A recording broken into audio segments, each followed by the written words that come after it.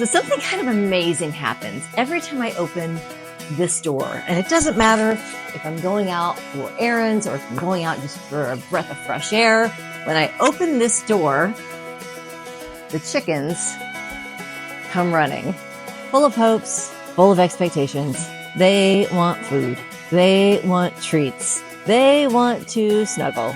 And it doesn't matter how busy I am or how determined I am to do something else. When I look into those eyes, I just can't resist. They have trained me through the power of their expectation.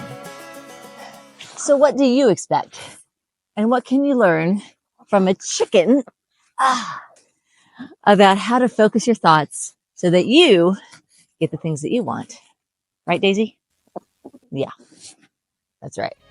Hi, I'm Mindy Odlin. Welcome to Chapter 4 of our What If It All Goes Right book club, Quantum Thinking and the Power of Focus.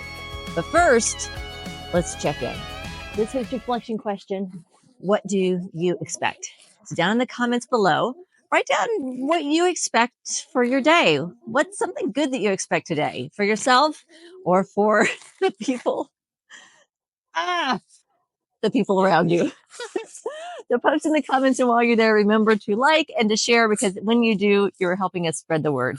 We are here to spread hope, build connection, and inspire positive change. So go ahead, post it. Lover's waiting for you. Yeah, what if it all goes right? So here's a bit of the science behind Chapter 4. How powerful are our thoughts? Not just our actions, but our thoughts, our mind, our consciousness. And do our thoughts have the power to actually change our reality? To put this question to the test, scientists in France developed a robotic chicken. That's right. Robo Chicken was programmed with a random event generator to move randomly through a chicken run.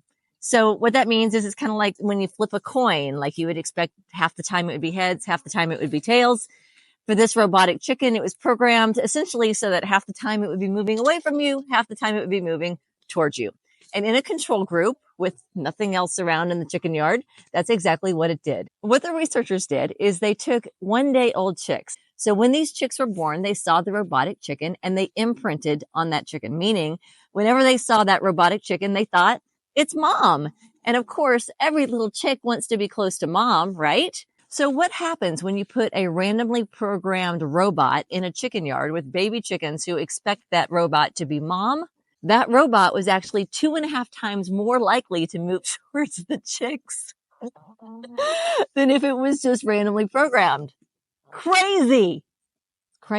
What's really crazy is that they duplicated this study 80 times, and 71% of the time they had the same results. Control group, random robot, but you put those baby chickens there and that robot stopped acting so random. So how is this possible? Could the chickens be manipulating a randomly programmed robot using the same Jedi mind tricks that it uses to load my pockets with cabbage before I walk out the door? And if it's true that a baby chicken can skew the odds in their favor like this, can you imagine what you could do simply by getting focused and expecting your desired outcome to be fulfilled? In studies with humans, it's called the Pygmalion effect. So there was a study done years ago with Howard Rosenthal. He went into an elementary school in California and he brought in a test. It was kind of like a regular IQ test, but this test, he told the teachers, was adapted by Harvard in a special way to be able to indicate which students were about to have a spike in their IQ. So they delivered this test to the school, to all the students, and afterwards they released the results to the teachers, and they identified these are the students that we anticipate based on their test scores. We anticipate these students are about to have a spike in IQ. 8 months later, they test them all again, give them the same test. And sure enough, the students that they predicted would have the spike in IQ did indeed show a spike in intelligence over that 8-month period. The truth was, it wasn't a special test. It was a standard IQ test. And the truth is, the students that they identified as predicting a spike in intelligence were just randomly selected students. And yet, at the end of that 8 months, those were the students that had a spike in their IQ. What was the difference? The only difference was the expectation of the teachers. There have been countless studies ever since that show that when you expect someone to perform well, they're more likely to perform well. And when you expect someone to fail or to not do so well, that those expectations get fulfilled as well. That's the power of our thoughts, and especially those thoughts that we hold on to so strongly that we believe in. We expect that thing to happen, and then it happens. So here's the big question. What do you expect from the people in your life? And what do you expect of yourself? What if you could identify when you have those low expectations, when your bar's set pretty low, and what if you could create a shift? What if you could expect something different of yourself and from the people in your life? What if you could catch those low expectations and imagine a new possibility? But Mindy, you might say, I can't believe anything else. After all, I've always been right about this person. They've always let me down. I've always been right about this expectation. That expectation has proven itself again and again and again. How can I let that go when I know it's so right? So the question here is, would you rather be right, or would you rather risk creating a change for the better? I invite you to try this on for 1 week here as we're studying chapter 4. Notice your thoughts. Notice your expectations. Notice your low expectations. Notice your high expectations. Step 2, notice the times that you're right. Notice the times when you expect things to go well and they do. Notice the times when you expect things to fall apart and they do. Notice how often you get to be right. Then step 3 is to pick one of those things. Pick an easy one. Pick a light one. Pick one just for fun, just to imagine. What if something different happened this week? What if you expect something different to happen this week? Like fully congruent expectation that this week, this thing is going to be different. Can you imagine it? Can you imagine it as if it's the truth? So much so that you would plan accordingly?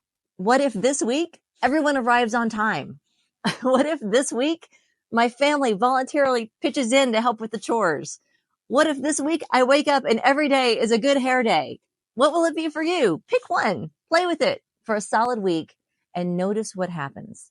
Notice when your expectation changes, what happens to your reality. Then go post in our WhatIfUP Club community and let us know what happens. Now, if you're not in the WhatIfUP Club, well, what if you join us? We'll be expecting you this week.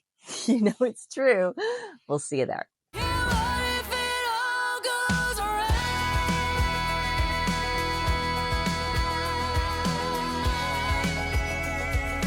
What if it all goes right?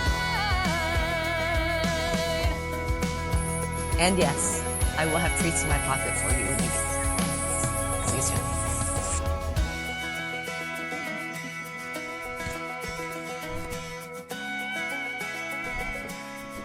I